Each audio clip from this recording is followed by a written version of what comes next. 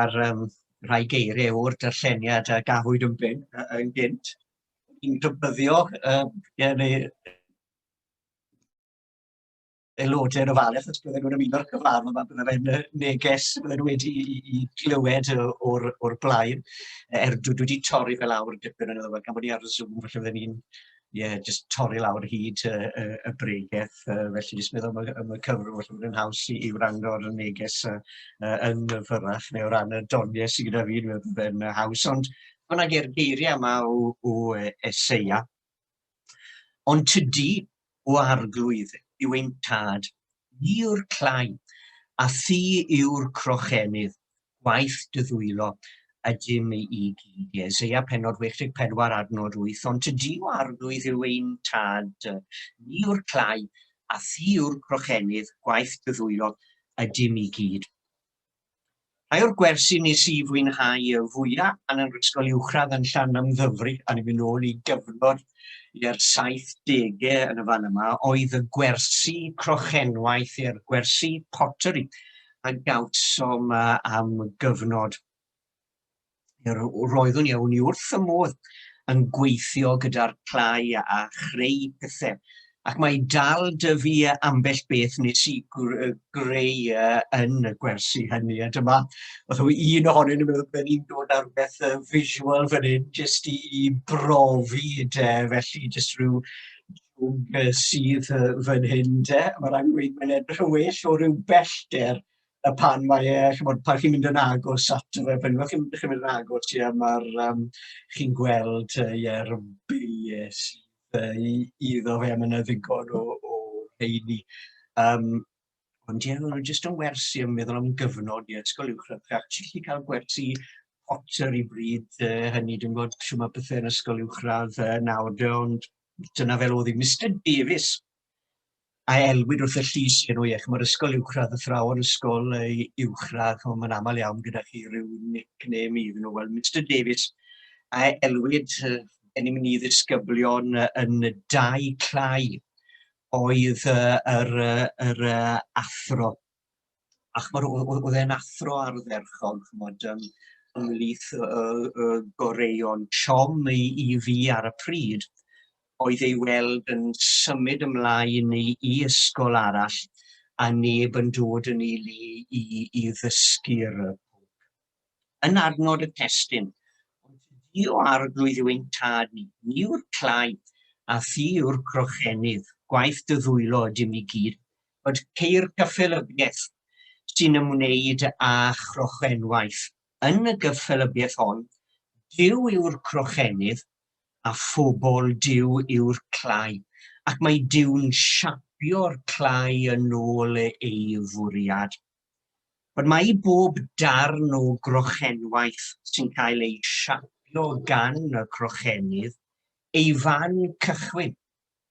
Ac i fi, o ran y ffordd draddodiadol fwyaf cyffredin o wneud darn o grochenwaith, sef taflu pot ar olwyn y crochennydd, y man cychwyn hwnnw yw pan mae'r crochennydd wedi taflu talpyn o glai ar yr olwyn, a'r darn o hwnnw wedi cael ei ganoli.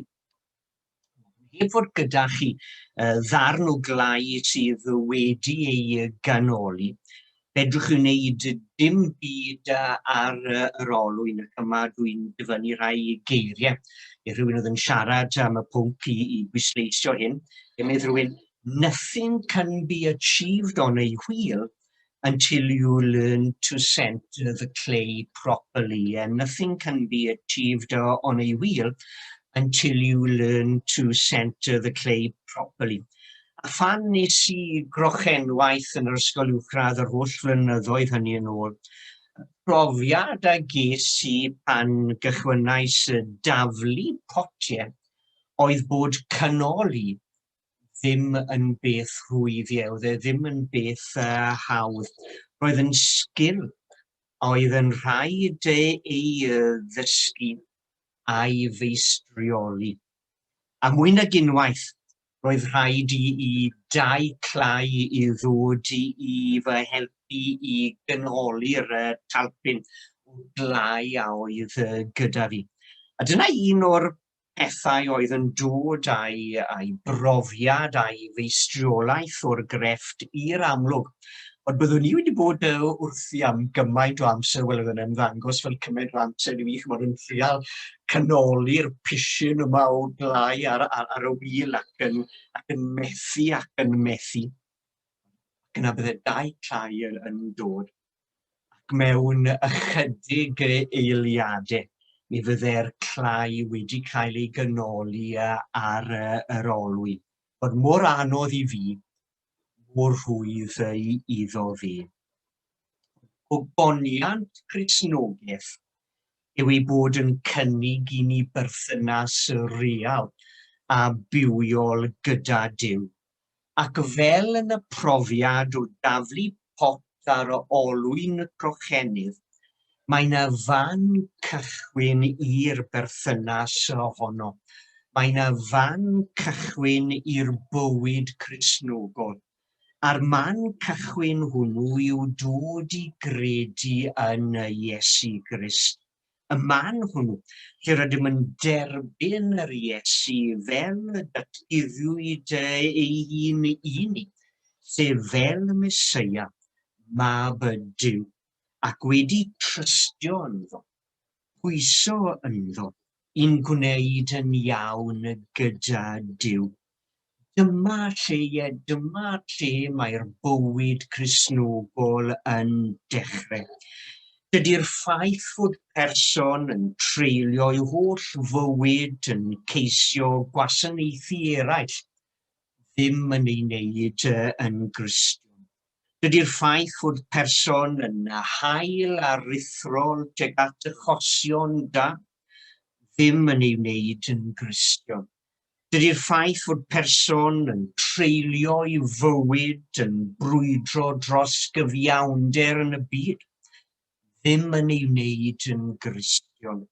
Beth sy'n gwneud rhywun yn Gristion yw fod ganddo berthynas real a bywiol gyda Duw trwy ffydd yn Iesu Grist. Heb y ffydd yna, mae'n amhosibl plesio Duw a dyfynnu Hebreaid, Pennod 11 adnod 5. Mae'n amhosibl plesio Duw heb y ffydd. Rhaid bod man cychwyn y bywyd Cristnogol yn brofiad personol i rywun cyn y gallwn ddweud ei fod yn Gristion. Ei fod wedi dod i gredu yn Iesu Grist. Ac wedi berson gredu yn yr Iesu fe ddaw yn ddisgybl i Grist. A nodwedd disgybl yw ei fod yn dysgu, ac mae bod yn Gristion yn addysg gydol oes. Gair sy'n cael ei gysylltu â hyn yw'r gair sancteiddio, fel yn cyntaf Thessaloniaid, Pennod 5 adnod 23. Bydde di ddiw'r tangnefedd ei hun i'ch sancteiddio chwi yn gyfan gwbl, a chadw eich ysbryd a'ch enaid a'ch corff yn gwbl iach, a di-fai hyd ddyfodiad ein harddwyd Iesu Grist. Gwaith Duw yr ysbryd glân yw ein sancteiddio.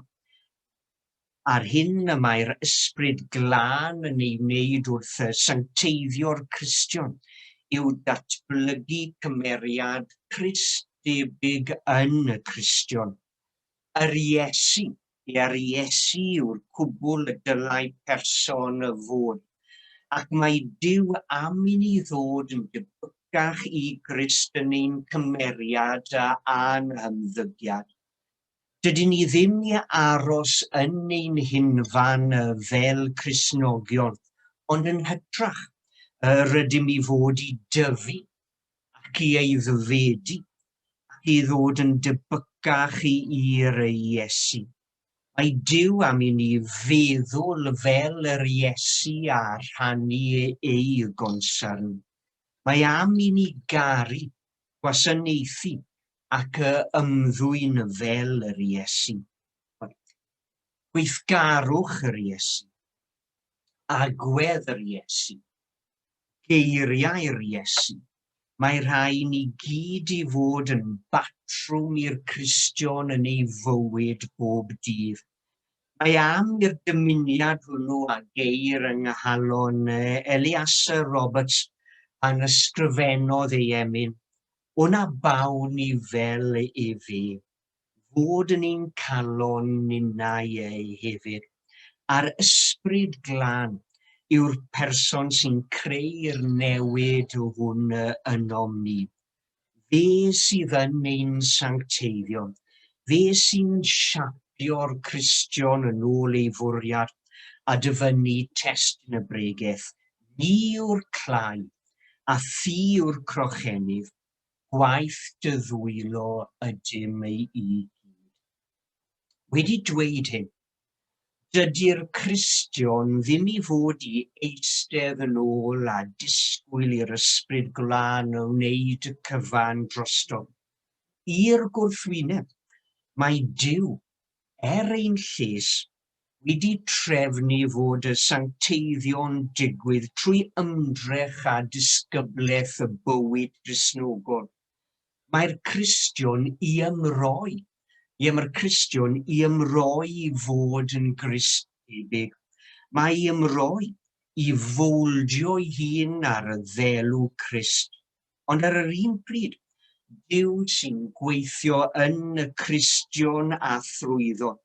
Dydy e ddim yn gorfod brwydro ar ei ben ei hun.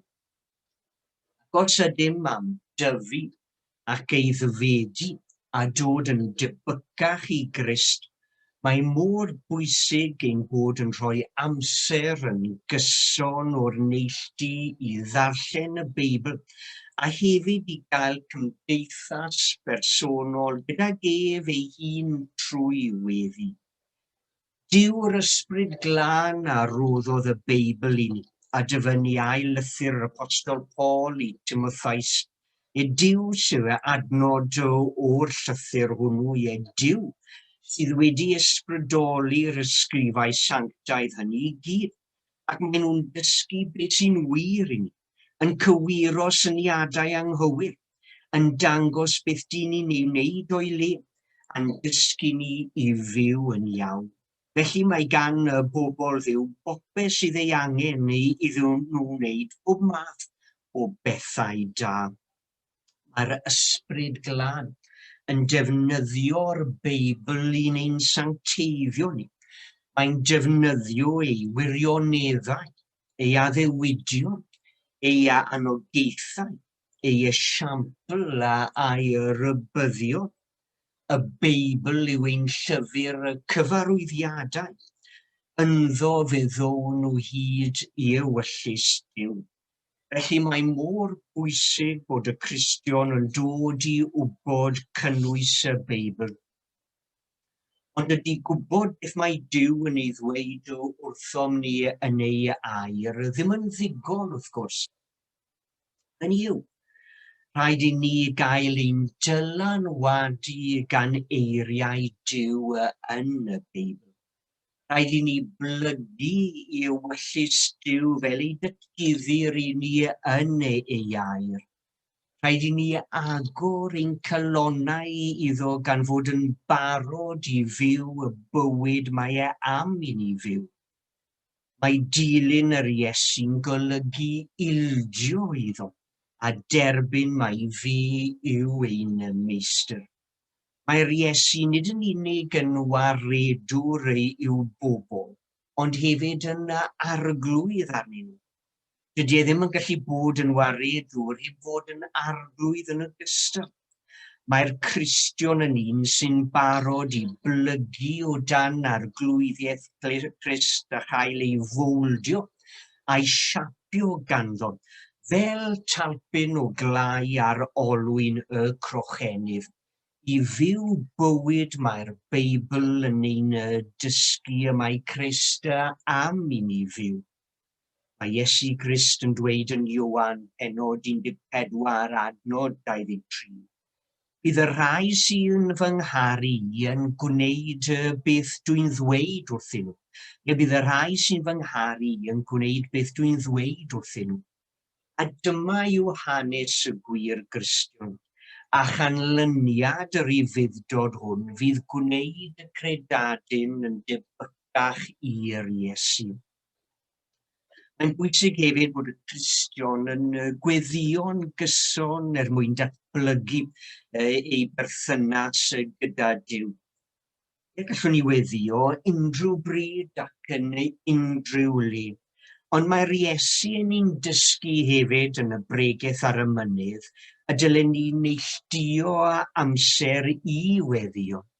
Mae'n dweud wrthym yn y bregaeth honno, pan fyddi di'n gweddio, dos i ystafell o'r golwg, cau y drws, a gweddio ar dy dad sydd yno gyda ti, dy fod ddim yn ei weld ei ef. Trwy weddi, mae'r Cristion yn cael nerth ac arweiniad i fyw'r bywyd Cristnogol o ddydd i ddydd, deall gwirioneddau'r Beibl, gwrthwynebu temtasiwn ac ymsancteiddio. A'n cymdeithas gyda Christnogion eraill a chydyddoli gyda hwy mewn gwasanaethau a chyfarfodydd eglwysig eraill, hefyd yn fodd i ni dyfu yn ein perthynas ac yn ein adnabyddiaeth o Dduw.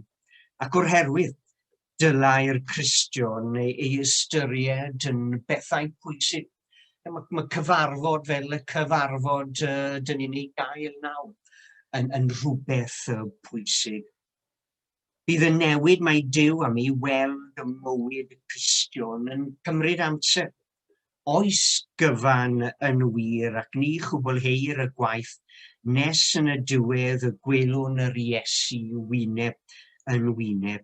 Ond dros gyfnod o amser, fe ddylen ni weld newid yn y credadyn wrth i Dduw ei sancteiddio.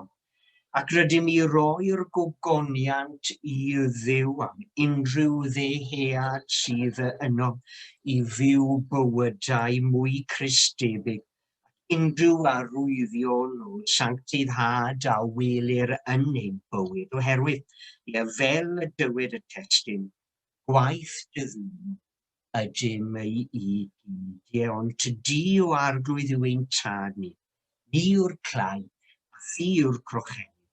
Gwaith dy Dduw ydym i gyd, mwyn ei un.